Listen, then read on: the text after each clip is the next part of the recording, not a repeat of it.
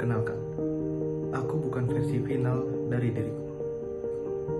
Nama saya Imadi Rio Brahmadiguna dengan NIM 23020200054 dari kelas A Bisnis Digital. Nama bisa berubah, pekerjaan bisa berubah, bahkan cara berpikir dan cara merasa berubah seiring waktu. Karena aku percaya satu hal, manusia tidak pernah benar-benar selesai. Kita semua masih dalam perjalanan, masih dalam proses belajar, masih dalam versi sementara, dan itu tidak apa-apa. Kadang aku yakin, lalu ragu. Kadang aku merasa sudah paham, lalu sadar ternyata belum. Tapi justru disitulah letak keindahan. Kita selalu diberi ruang untuk berubah, untuk memperbaiki, untuk tumbuh. Aku ingin dikenal bukan karena pencapaianku, tapi karena niatku untuk terus berkembang. Aku ingin memberi makna bukan karena aku sempurna, tapi karena aku paham bahwa memberi dampak itu bisa dimulai dari hal-hal kecil. Aku ingin jadi seorang yang bisa membawa cahaya, meskipun sedang belajar, menyalakan terang di dalam diri sendiri. Jadi, kalau kamu bertanya siapa aku bukan satu kata, bukan satu profesi, bukan satu fase hidup. Aku adalah perjalanan, aku adalah proses. Dan aku ingin terus menjadi versi diriku yang lebih jujur, lebih baik, dan lebih bermakna meskipun belum selesai. Sekian yang dapat saya sampaikan dalam perkenalan diri. Selanjutnya, saya akan menjawab soal ulangan tengah semester dari mata kuliah Promotion and Advertising. Dari soal yang pertama,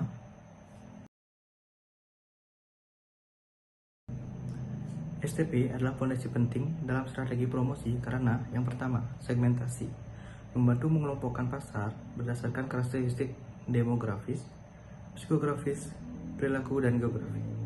Yang kedua, targeting, memilih segmen pasar yang relevan dan potensial untuk produk atau jasa yang ditawarkan. Yang ketiga, positioning, menentukan persepsi konsumen terhadap merek dan menyusun pesan komunikasi yang sesuai untuk membedakan dari pesaing. Di sini saya mengambil contoh dari kampanye digital Nike Woman di Instagram, yaitu segmentasi wanita usia 18-35 aktif di media sosial, peduli kesehatan. Untuk targeting, perempuan urban yang senang berolahraga ringan seperti yoga. Positioning, Nike sebagai merek yang mendukung pemberdayaan perempuan dan gaya hidup sehat. Influencer marketing memanfaatkan kepercayaan audiens terhadap figur publik atau KOL untuk mempengaruhi keputusan pembelian secara otentik. Jadi kelebihannya dapat menjangkau audiens yang lebih spesifik, meningkatkan kepercayaan dan kredibilitas merek. Risikonya, reputasi dapat menurun jika influencer tersebut bermasalah, dan biaya yang cukup tinggi untuk menyewa influencer besar dan belum tentu efektif.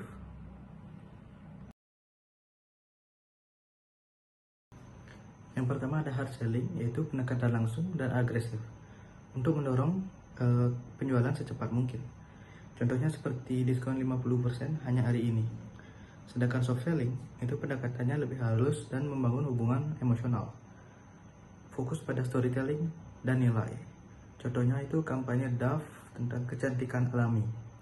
Jadi hard selling itu penjualan langsung, sedangkan soft selling itu membangun relasi. Jadi pentingnya kombinasi ini karena kan yang pertama paid marketing itu dapat menjangkau audiens yang lebih luas secara cepat, sedangkan organic marketing itu dapat membangun hubungan jangka panjang dan loyalitas. Contoh kombinasinya itu seperti brand skincare menggunakan Instagram Ads atau paid dan membuat konten edukasi rutin di Reels, Instagram, atau organik. Jadi cara mengukur efektivitas yang pertama ada CTR, conversion rate, engagement rate, dan ROI. Tools yang dapat digunakan yaitu Google Analytics, Meta Business, dan TikTok Ads Manager. Jadi platform yang saya pilih itulah TikTok. Mengapa? Yang pertama karena penggunanya itu mudah dan aktif seperti Gen Z dan milenial. Yang kedua, algoritmanya itu mendukung viralitas. Dan yang ketiga, itu konten pendek dan kreatif, cocok untuk makanan atau minuman seperti ASMR, atau review cepat. Jadi TikTok sangat bagus untuk promosi karena kan memang lebih aktif dan penggunanya lebih banyak.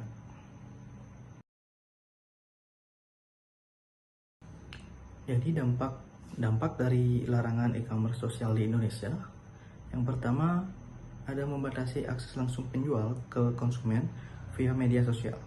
Yang kedua, UMKM kehilangan kanal promosi langsung di TikTok Shop. Jadi beberapa solusi dengan tools yang dapat digunakan. Yang pertama, Meta Business, itu gunakan Facebook dan Instagram untuk iklan dan pengelolaan katalog produk. Kedua, TikTok Ads Manager, gunakan kampanye berbayar untuk redirect ke website atau toko eksternal. Yang ketiga, gunakan live streaming dan konten edukatif untuk tetap membangun awareness.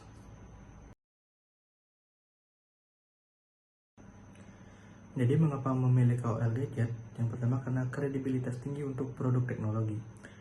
Yang kedua, audiens yang relevan, mereka adalah calon pembeli. Yang ketiga, konten yang mendalam seperti unboxing, review, dan juga perbandingan produk. Jadi, strategi yang digunakan itu ada penggunaan platform YouTube dan juga TikTok digunakan untuk unboxing produk-produk mereka. Dan juga mereka juga mengadakan giveaway untuk meningkatkan partisipasi dari audiens mereka. Jadi cara mengukur efektivitasnya itu dengan cara menggunakan social blade untuk mengecek peningkatan subscriber dan juga view rate. Dapat juga menggunakan analisa.io, itu digunakan untuk engagement rate seperti like, comment, and share, demografi audiens, dan juga sentimen komentar.